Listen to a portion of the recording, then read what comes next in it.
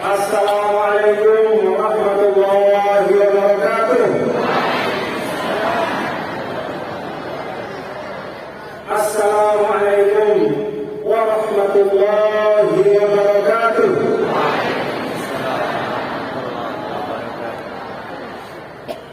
Pokoknya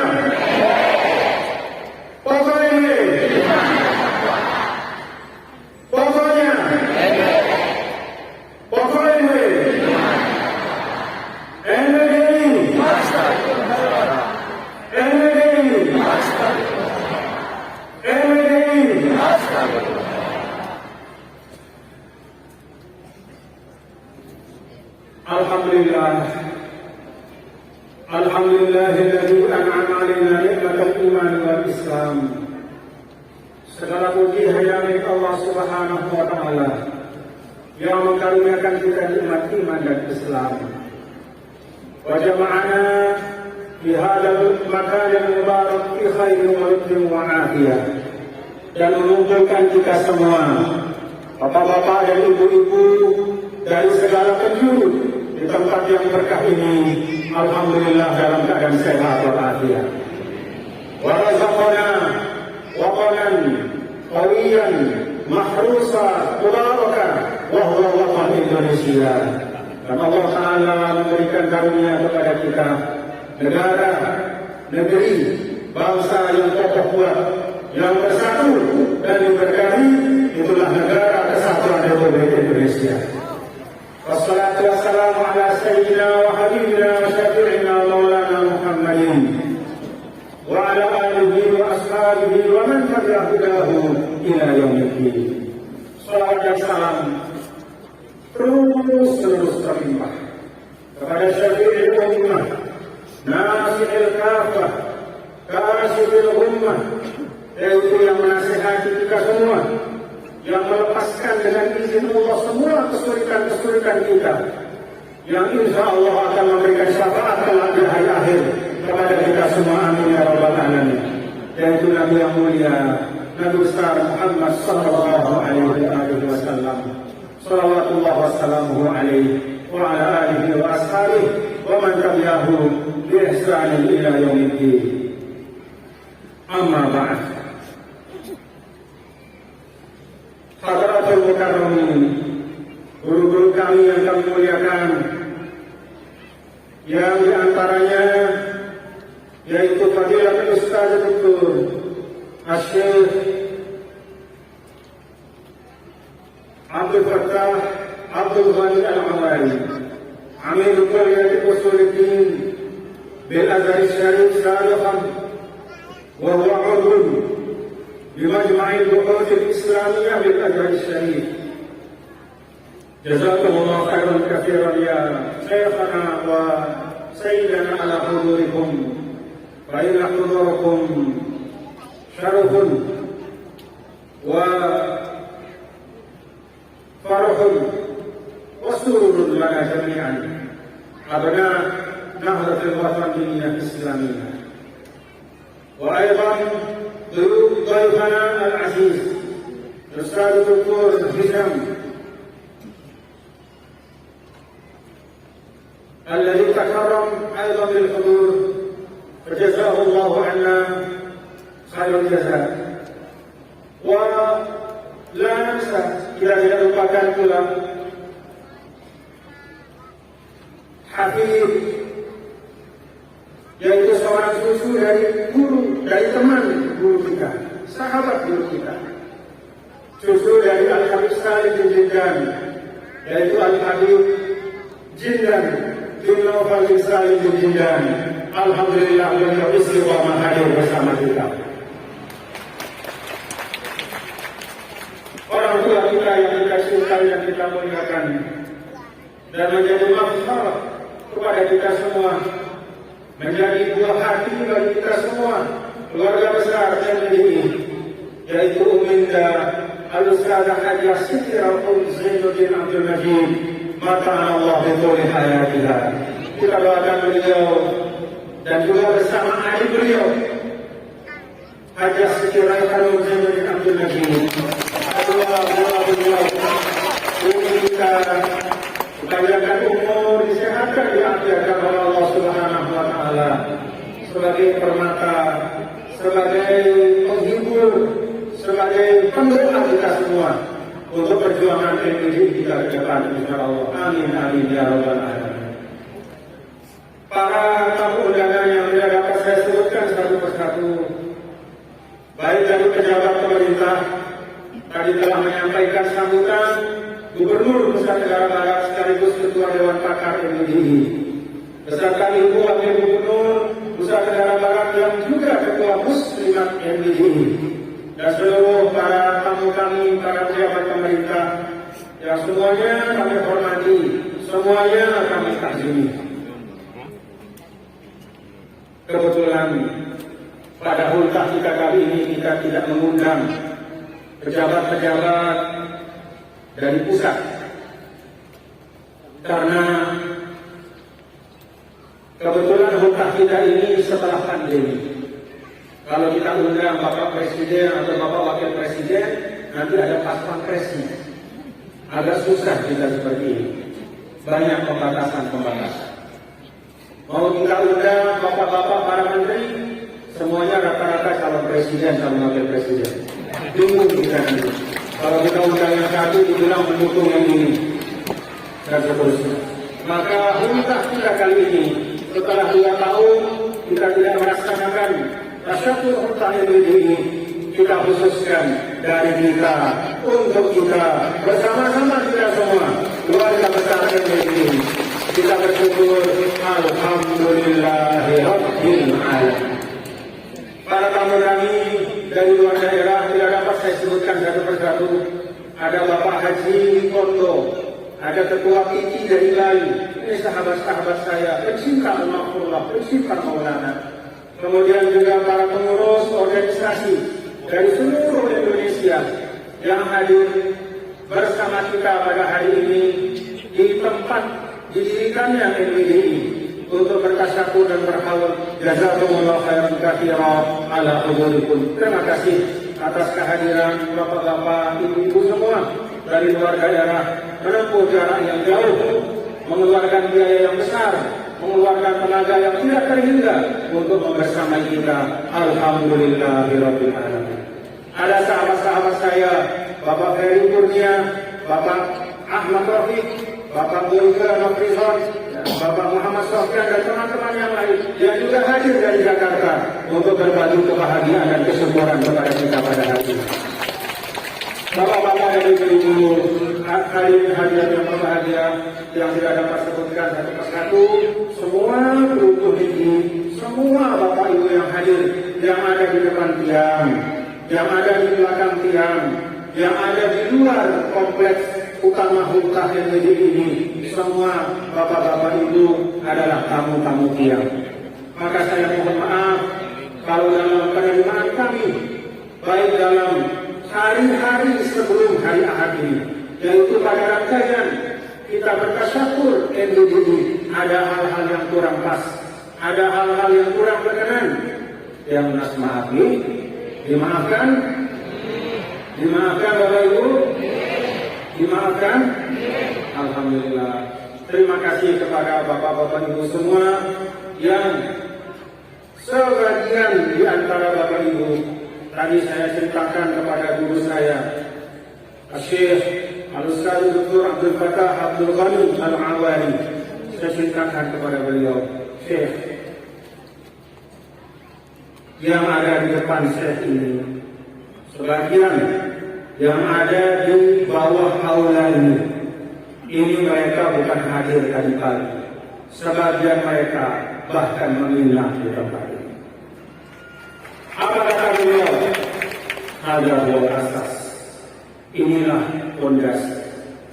Dalam arti yang beliau ingin sampaikan kepada kita, bahwa ketika guru kita mengajar dengan hati, dengan kesungguhan mendidik kita, tidak hanya abul madaris, yaitu mendirikan madrasah-madrasah, tapi mengisi jiwa kita, mengisi jiwa pelungguh, mengisi kita dengan mahabbah, dengan rasa cinta.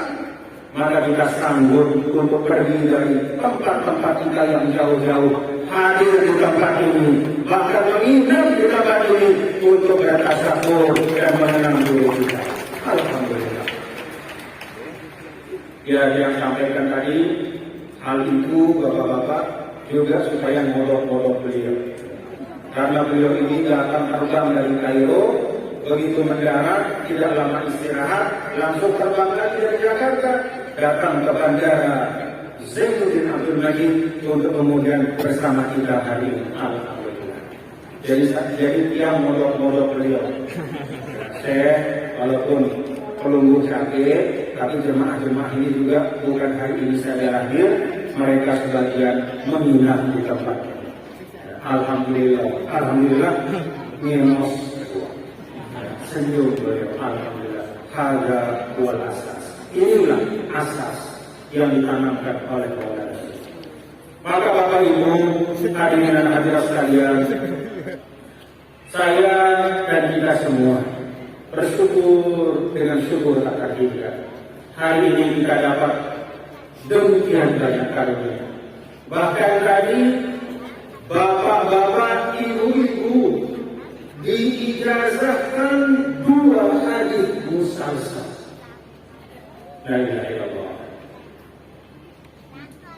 Tanpa sudah harus berburu langsung kepada ulama-ulama besar di tanah suci sana, tanpa perlu harus belajar membaca kitab hadis, lalu kemudian mengaji hadis dengan tekun. Hari ini dengan berkah al-mahfurullah Maulana Syekh, lungguh kita semua mendapatkan sebaik-baik hadiah, yaitu 2 pesan, 2 wasiat dari Nabi kita Nabi besar Muhammad Sallallahu Alaihi Wasallam yang tadi diijazahkan oleh guru kita Syekh Hisham. Beliau ijazahkan 2 hadis musalsal. Yang pertama adalah musalsal bil awwaliyah. Ar-rahimun yarhamuhumur rahman tabaraka wa ta'ala. Irhamu man fil ard yarhamukum man fis sama. Orang-orang yang cinta menyayangi makhluk yang di bumi, orang-orang yang di dalam hatinya ada kasih sayang, maka dia akan dikasihi oleh Yang Maha Penyayang. Maka sayangi siapapun makhluk yang ada di bumi, maka yang di langit akan menyayangi kalian. Alhamdulillah. Itu hadis musalsal. Jadi hadis ini nyambung dari Nabi kita Nabi besar Muhammad Sallallahu Alaihi Wasallam sampai kepada si semua. Ini sudah ada ijazahnya, tinggal diamalkan. Sanggup diamalkan Bapak Ibu? Sanggup diamalkan? Hadis yang kedua, musalsal bil mahabbah. Sayyidina Rasulullah SAW menyampaikan kepada sahabat beliau Mu'az, "Inni uhibbuka." Saya suka padamu wahai Mu'az. Saya sayang padamu. Saya sayang padamu, kata Rasul kepada sahabat beliau yang sangat setia. Kemudian Nabi berwasiat, jangan lupa setiap kali melaksanakan sholat wajib, maka selalu berdoa dengan doa Allahumma a'inni ala dzikrika wa syukrika wa husni. Ini sudah diterima juga ijazahnya, jadi tinggal diamalkan. Siap untuk diamalkan? Amalkan Bapak Ibu, supaya berkah hadis itu ada pada kita. Jadi hadis itu keberkahan utamanya bukan pada membacanya. Keberkahan utamanya adalah pada mengamalkannya. Amalkan apa yang tadi telah kita terima sebagai biasa. Karena itu sekali lagi, banyak sekali hal-hal baik yang kita terima pada hari ini, dan untuk kita semuanya tanpa kecuali, mari kita mengucapkan hamdalah, alhamdulillahirabbil alamin. Bapak Ibu, inilah tanda berkah dari hidup kita. Coba kalau kita renungkan tadi, orang yang tadi di awal acara itu membaca firman Allah Ta'ala, ya ayyuhalladzina amanu taqullaha wabtaghu ilaihi wasilah wajahidu ila akhir ayat. Wahai orang-orang yang beriman, kata Allah, bertakwalah kepada Allah dan cari jalan supaya kalian mendapat ridho Allah, supaya kalian paham bagaimana mendapatkan karunia Allah, supaya kita mengerti jalan-jalan kebaikan, jalan-jalan hidayah. Kita diminta oleh Allah mencari jalan untuk sampai kepadanya. Alhamdulillah, berkat kita berguru kepada Maulana Syekh, kita bisa mendapatkan banyak pengajaran-pengajaran, banyak ilmu, sehingga mudah-mudahan kalau ilmu-ilmu itu kita amalkan, kita semakin dekat kepada keridhaan Allah Subhanahu wa Ta'ala. Alhamdulillah, itulah sebaik-baik guru. Dia menjadi jalan bagi kita untuk sampai kepada Allah. Dia menjadi jalan mengingatkan kita untuk salah. Dia mengingatkan kita kalau kita salah. Dia meluruskan kalau kita bengkok. Dia menyambung kalau kita putus. Dia mengisi jiwa kita kalau jiwa kita itu kosong melompok. Tadi dulu Syekh Abdul Fattah Al-Malari mengatakan, hai Muhammad Zain, kamu tahu apa yang menjadi problem paling besar bagi kita sebagai manusia hari ini? Lebih khusus sebagai umat Islam hari ini. Apa kata beliau? Problem paling besar kita hari ini adalah al-khawafur. Al-khawa itu artinya kosong. Al-khawafur, hati-hati yang kosong. Dia tidak tahu tujuan hidupnya. Kadang-kadang hari ini Bapak-Bapak Ibu, kalau kita bicara tentang MBDI, kita sering kali hanya bicara tentang jumlah madrasah kita. Sering kali kita mengukur prestasi kita berorganisasi dan membangun bangunan yang tinggi-tinggi dan megah-megah. Syekh Abdul Fattah mengingatkan, yang lebih penting dari membangun gedung-gedung tinggi dan megah-megah itu adalah mengisi hati-hati kita dengan nilai-nilai yang baik. Itu yang Al-Mahfudhah lakukan. Kalau Al-Mahfudhah hanya bangun gedung-gedung, dan akan ada yang datang kemari 25 tahun beliau sudah wafat, tapi rasanya masih hidup terus dalam hati kita. Yang Bapak-Bapak Ibu, yang setiap kali terbang misalnya di pulang ke Lombok, entah dari Jakarta, entah dari Surabaya, entah dari mana-mana, setiap kali terbang itu kru pesawat itu kemudian mengumumkan, bapak-bapak, ibu-ibu, kita telah terbang tinggal landas penerbangan dari Jakarta dan kita akan mendarat di Bandara Zainuddin Abdul Aziz. Kami mendengar itu bergetar hati kita. Ketika akan mendarat, diumumkan seperti itu. Ketika sudah mendarat, diumumkan seperti itu. Alhamdulillah, kita telah mendarat dengan selamat di Bandara Zainuddin Abdullah.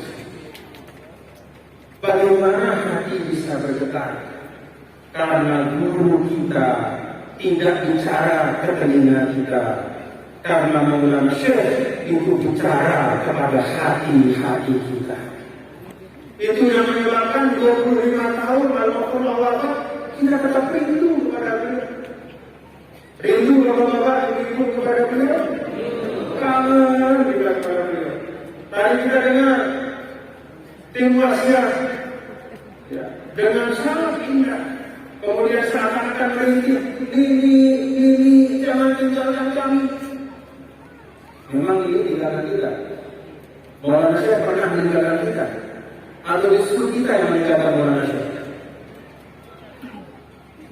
Maulana Syekh itu tidak pernah meninggalkan kita. Tidak pernah guru yang sangat mencintai kita itu meninggalkan kita, begitu saja tidak pernah. Bahkan pun setelah wafat masih banyak sekali bahan-bahan di sekitar kita, bahkan dalam hati kita, yang mengingatkan kita kepada Sidi Syekh Maulana. Ada hizib yang kita baca setiap minggu, ada doa-doa, ada wazoif. Kalau orang bertarikat hizib Nahdlatul Wathon, ada wazifah yang dia baca,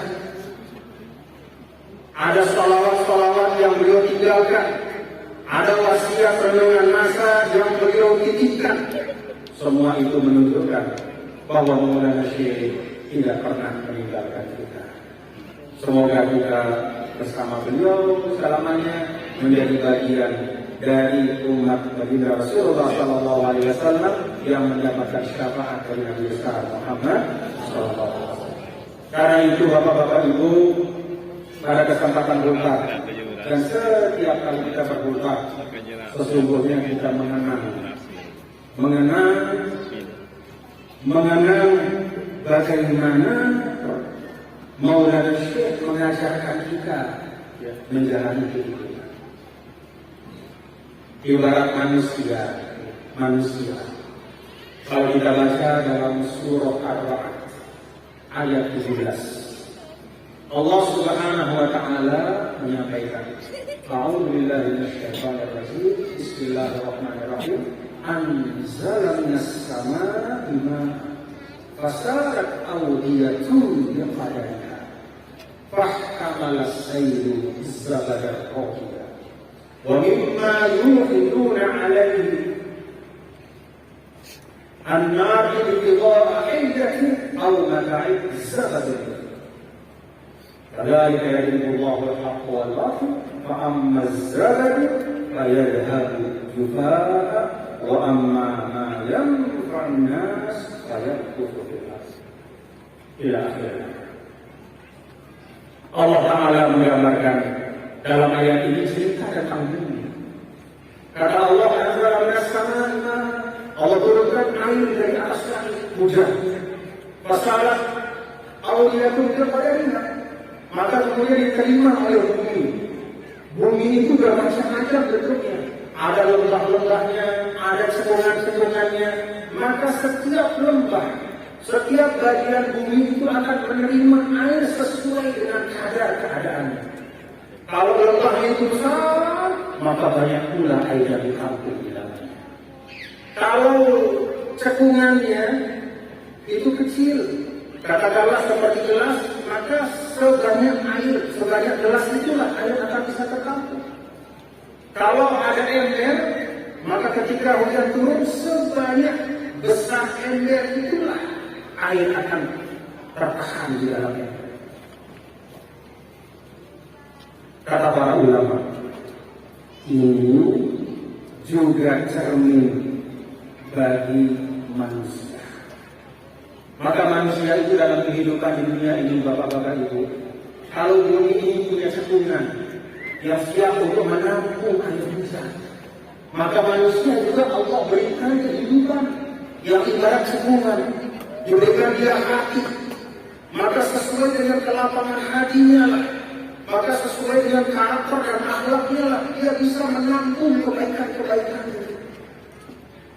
Kalau hatinya lapang, kalau jiwanya sehat, kalau karakternya baik, maka dirinya itu ibarat seperti lembah yang luas. Dia bisa menampung sebanyak air, sebanyak karunia dari Allah Subhanahu wa Ta'ala. Itulah hati dan jiwa para ulama, orang-orang baik, termasuk guru kita Maulana Syekh.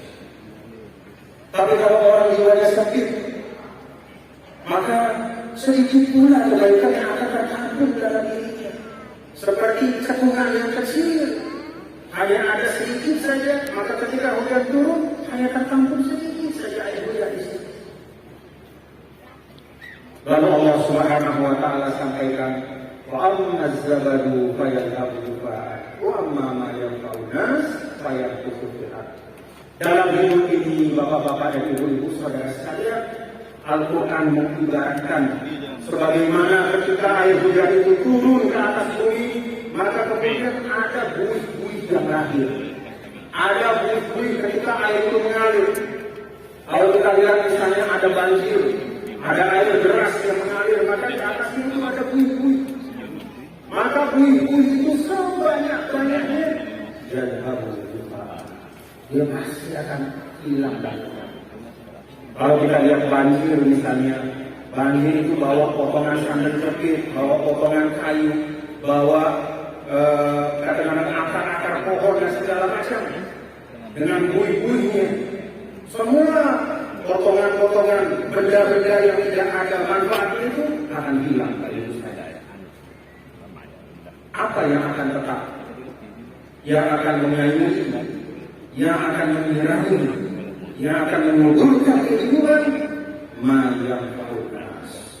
Itulah hal-hal yang bermanfaat untuk manusia.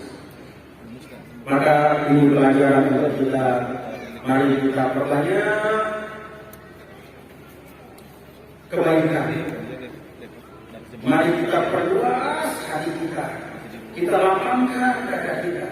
Kita bangun karakter yang baik untuk diri kita masing-masing, supaya diri kita ini siap untuk menerima kebaikan-kebaikan dari Allah Subhanahu wa Ta'ala, sebagaimana Maulana Syekh dulu juga telah sanggup menampung berkah-berkah dari Allah Subhanahu wa Ta'ala. Ini pelajaran dari kehidupan. Jangan sampai kehidupan kita itu hanya banyak koloknya. Nah, paham kolok kan? Seperti buih-buih, kebanyakan buih, tidak ada air jernih. Banyak kolok buih, tapi begitu kolok itu hilang, tidak ada isinya di situ. Hidup kita tidak boleh seperti itu. Karena itu Maulana Syekh mengajarkan inilah kehidupan yang subur makmur yang telah beliau contohkan kepada kita, yaitu dengan terus-menerus menanam kebaikan dalam kehidupan. Mudah-mudahan bisa menjadi pembelajaran untuk kita semua.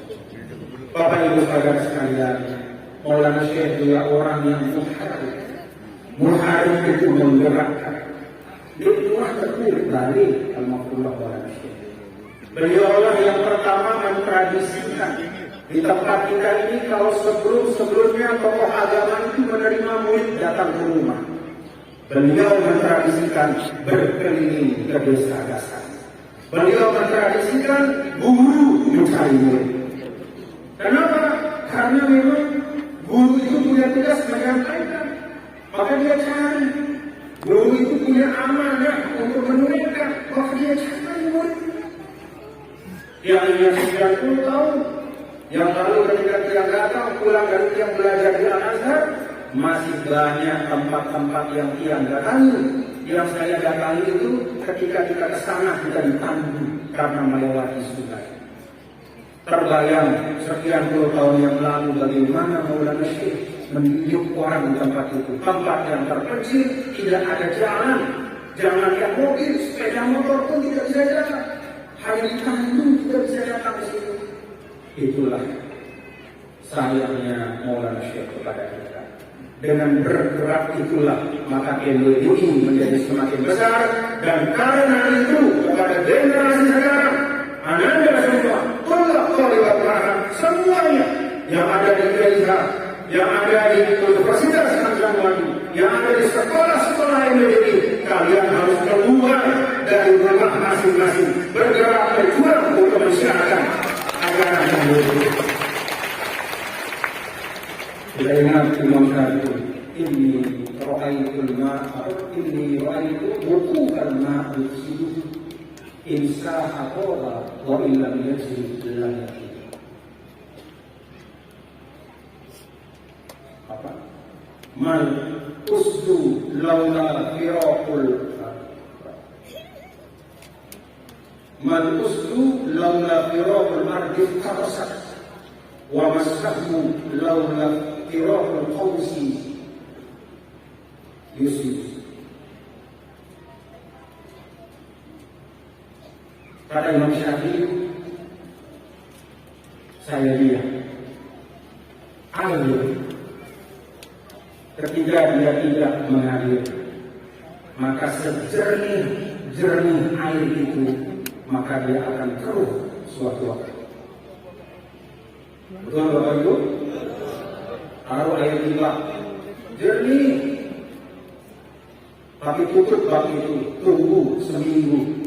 Bukan hanya bak itu menjadi keruh, bisa jadi di situ tempat bersarang jentik-jentik nyamuk yang membawa penyakit. Insya Allah wa illam yajri lam yajri. Kata Imam Syafi'i, kalau air itu mengalir, maka itulah air yang tetap akan segar dan memberikan manfaat. Wa illam yajri lam yajri. Kalau dia tidak berjalan, tidak bisa bergerak, maka tidak akan mungkin dia menjaga kejernihan. Bahkan singa-singa, kata Imam Syafi'i, tidaklah mereka menjadi raja hutan dengan berdiam di sekarang mereka, tapi mereka menjadi raja hutan istirahul ardi. Ketika mereka keluar dari rumah, berkeliling di hutan itu, mengaum, nah itulah kemudian dia menjadi raja. Keberanian. Lihat anak-anak, kata Imam Syafi'i, anak-anak itu seindah-indah buatannya, dia tidak akan mungkin mencapai sasarannya kecuali ketika busur sudah dibentangkan dan dilepas dari tangan, dia mengarah kepada sasaran. Itu kader-kader itu. Kalian harus jadi busur-busur perjuangan. Kalian harus menjadi raja-raja untuk menyuarakan kebenaran. Maka alhamdulillah hari ini kita bisa saksikan, selain kita bertasyakur tentang Maulana Syekh, kita ingat perjalanan hidup beliau, kita sadari bagaimana beliau memberikan uswah kepada kita.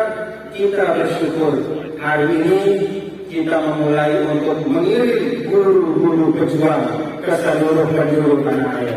Bawa anak-anak semua, bawa guru pejuang, bawa cepat, bawanya cepat. Nah ini guru pejuang, ini anak-anak. Ini anak-anak kita, ya, tolak dan tolak yang sudah dilatih, yang sudah dididik, diberikan pengetahuan, pemahaman untuk terus memperjuangkan manhaj Islam Ahlus Sunnah wal Jamaah, untuk meneguhkan masyarakat Islam, bergerak ke seluruh penjuru tanah air untuk membawa banjir Indonesia. Kita doakan mudah-mudahan terus mengalir begitu perjuangan kita. Karena apa? Kita ingat kata Imam Syafi'i tadi, in sahabawa wa illam yajri lam yakun.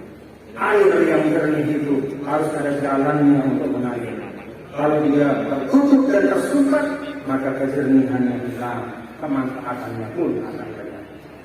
Bahkan yang lebih bahaya lagi Bapak-bapak Ibu, kalau kita tidak bergerak, kita berada di satu tempat saja, ikan yang ada di kolam. Kolamnya itu tetap sama besarnya. Tapi ikan-ikan yang ada di kolam itu semakin banyak macamnya.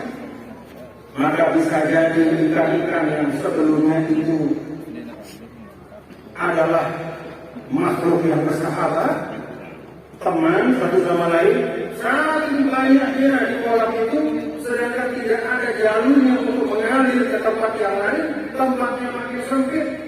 Semakin dia berebut oksigen, semakin dia berebut rezeki, semakin dia berebut makanan, yang kawan pun kemudian bisa jadi lawan. Kalau kita diam di satu tempat saja, diam di situ, batur dan musuh. Betul nggak? Bisa jadi teman akhirnya jadi musuh. Kenapa? Karena sudah tidak bisa kemana-mana.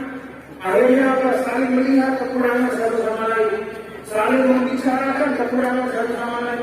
Karena hanya di situ saja, tidak mau keluar, tidak mau berjuang.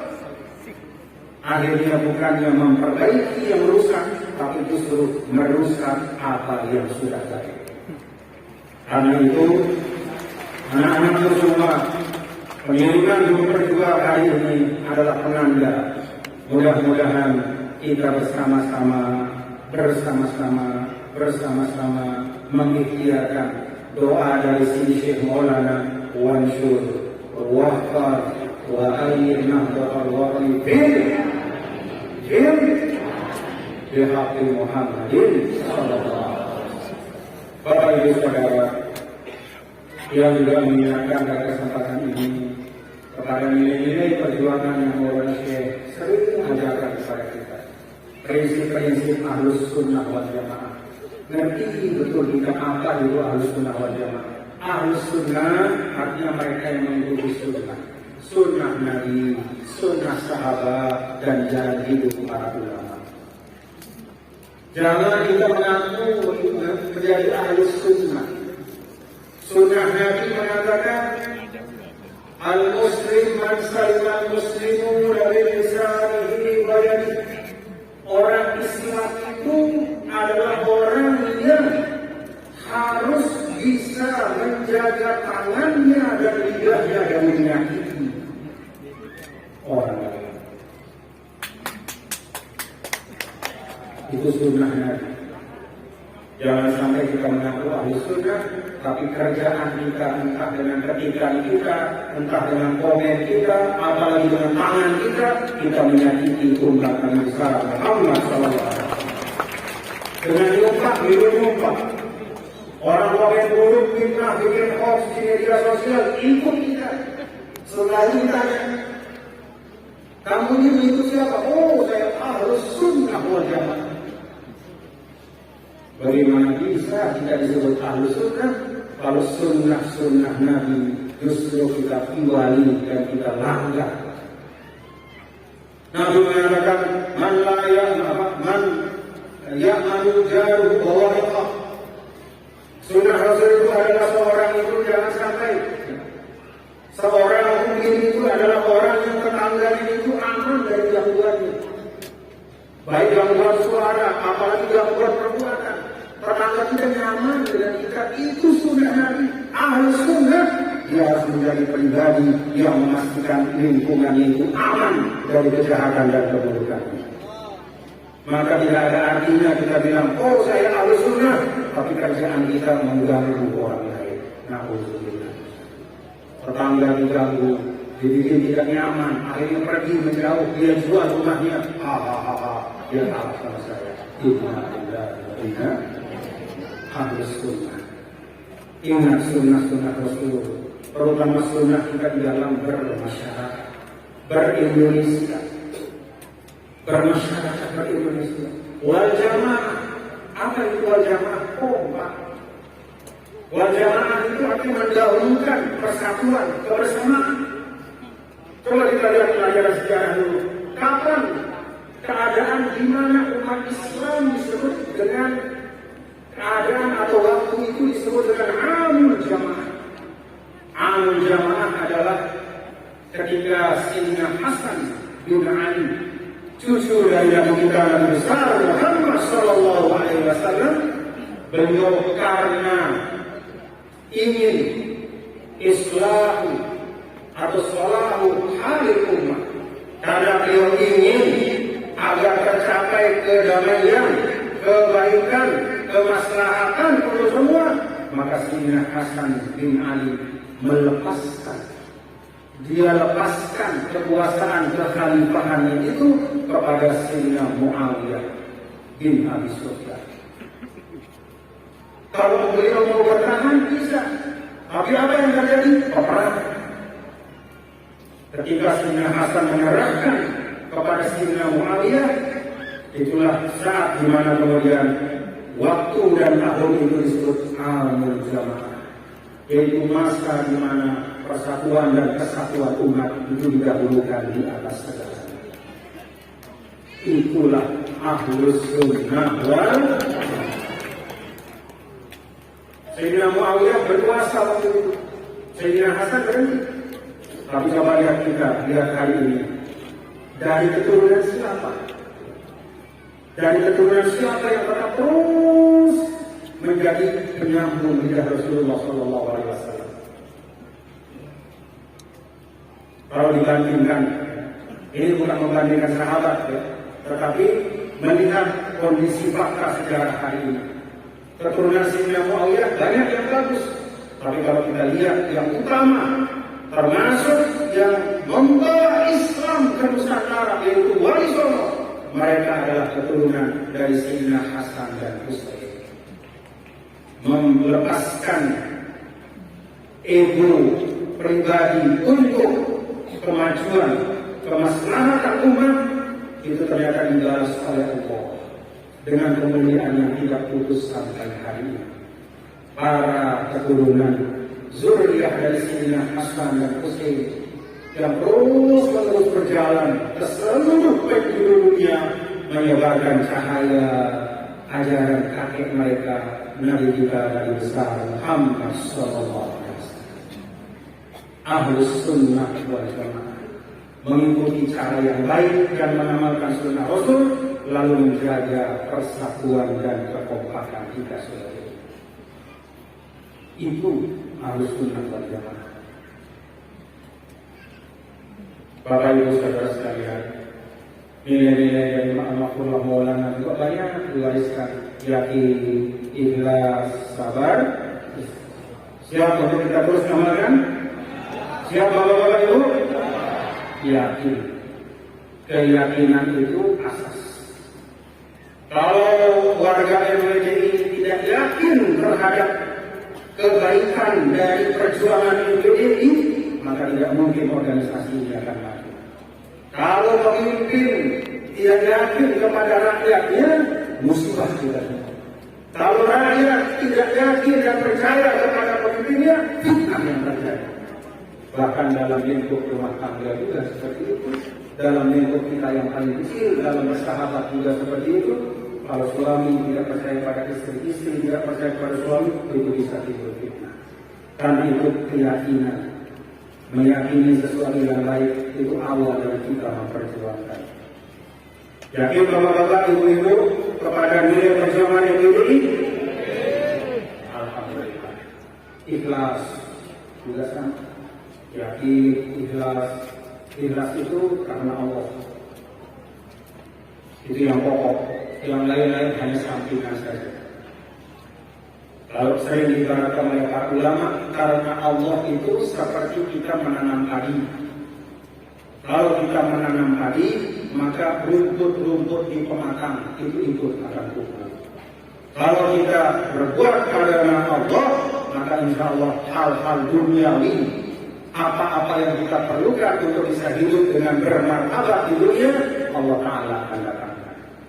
Tapi kalau kita menanam rumput, tidak mungkin padi akan tumbuh. Benar Bapak Ibu? Benar? Coba tanam padi di tengah sawah, pematang-pematang akan tumbuh rumput yang subur, bahkan pohon kelor pun dapat tumbuh.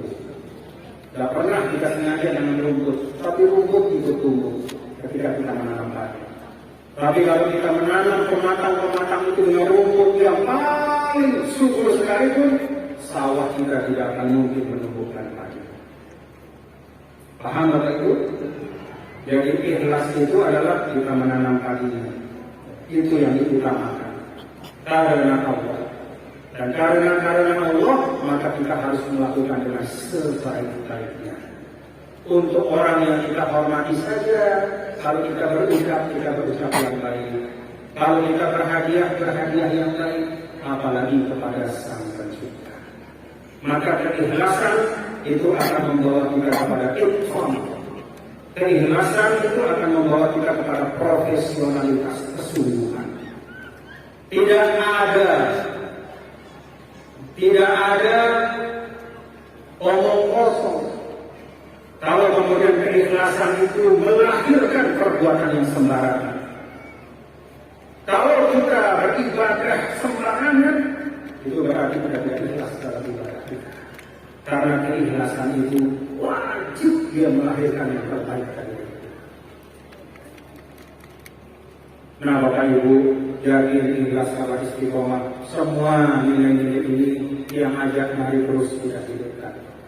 Prinsipnya tetap kita jaga, walaupun cara-caranya mungkin sedikit berbeda. Bapak Ibu perhatikan, dulu pada zaman Almarhum Maulana Syekh tidak pernah ada, atau jarang sekali dimulai ultah itu dengan Indonesia Raya. Benar tak? Tidak ada Indonesia Raya dulu. Betul apa enggak? Langsung dimulai dengan membaca Al-Quran. Kenapa tidak ada Indonesia Raya? Apakah itu artinya FPDI tidak merah putih? Bukan. Tapi saat itu tidak ada orang, tidak ada kelompok yang macam-macam dan ingin merusak Indonesia. Tidak ada. Maka sudah tidak perlu lagi istilahnya harus diawali dengan Indonesia Raya. Kenapa? Karena merah putih sudah benar-benar tertanam. Cinta tanah air itu tidak dipertanyakan. Tapi hari ini ada sebagian dari kita warga bangsa, bahkan sebagian di antaranya atas nama agama yang mengatakan bahwa kita tidak perlu berindonesia, kita tidak perlu bermerah putih. Yang penting kita menjadi hamba Allah yang baik. Ini negara bangsa ini tidak perlu karena ini tidak pernah ada pada zaman Rasulullah SAW. Katanya. Melihat situasi seperti ini, maka kita menyajikan Indonesia Raya untuk mengingatkan diri kita.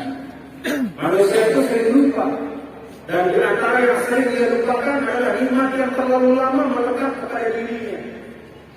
Kalau kita mendapat satu nikmat baru hari ini, tidak habis-habis kita bersyukur. Tapi kalau nikmat itu sudah melekat pada diri kita sejak kita lahir, banyak di antara kita yang lupa untuk berkata. Ada bapak-bapak ibu yang mensyukuri ketika bangun pagi, alhamdulillah saya masih bisa menggerakkan lidah saya hari ini. Ada nggak? Paling syukurnya umum, alhamdulillah ada di akhirani ba'da ma'amatani, alhamdulillah saya sehat bisa hari. Tapi mensyukuri setiap karunia itu tidak kita lakukan. Kenapa? Karena sudah terlalu lama ada sama kita. Salah satu cobaan dari nikmat pada diri seorang manusia adalah ketika nikmat itu sudah terlalu lama ada pada dirinya sehingga kemudian lupa dia syukur. Karena itu kita menyanyikan Indonesia Raya supaya kita ingat nikmat pada Indonesia ini adalah nikmat yang kata guru saya dari guru kita Syekh Abdul Fattah Abdul Qadir Al-Awari, ber-Indonesia itu seperti wadah air sejernih-jernihnya. Kalau tidak ada wadah, dia akan mengalir, muncrat, menetes kemana-mana. Dia akan bisa kotor, dia akan bisa hilang diserap oleh tanah. Tapi ketika ada wadah yang kuat, maka air yang jernih itu akan bisa bertahan. Agama juga demikian. Tidak mungkin kita menjalankan tuntunan Islam dengan baik kalau tidak ada wadah yang baik, kokoh, kuat dan bersatu. Itulah negara kesatuan Republik Indonesia. Jadi prinsip tetap sama, cara-cara bisa berubah. Dan terakhir saya ingin ingatkan Bapak-bapak Ibu Saudara sekalian, ini tentang cara yang berubah. Dulu waktu saya belajar di Mali, ada 2 kali saya kena hukuman fisik dari guru saya. Yang pertama, Bapak Ustaz Abdul Ghafur Solo, selengseng saya diangkat. Mau nangis tapi malu. Kenapa selengseng saya diangkat? Diangkat sedikit-sedikit sampai saya bangun dari kursi diangkat. Majdi, mana PR-mu, mana apa, sampai diangkat terus. Sampai saya naik di kursi mu'alim itu, karena kalau saya lihat di bawah sakit luar biasa, saya ikuti sampai ke atas. Guru bahasa Inggris, gara-gara saya lupa lalai membuat PR bahasa Inggris. Kan sakit ya kalau saya tidak diangkat. Dan sakitnya luar biasa. Yang kedua,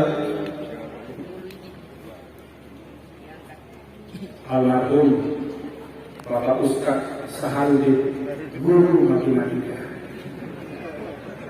dari Kelayu.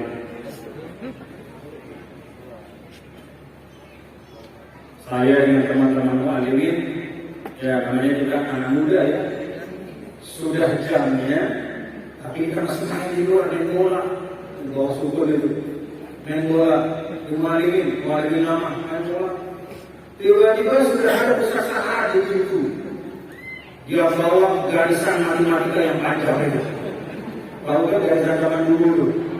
Panjang garisan itu. Jadi makin garis di papan tulis itu. Dipanggil kita, maka masuklah masing-masing. Setiap yang masuk, sayangnya saya memilih yang terakhir masuk. Maka saya hanya dipukul terakhir dan paling keras. Patah garisan. Sakit luar biasa. Sakit luar biasa.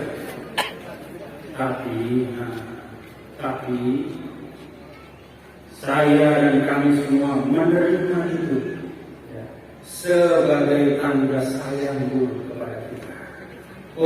Sikapnya benar guru.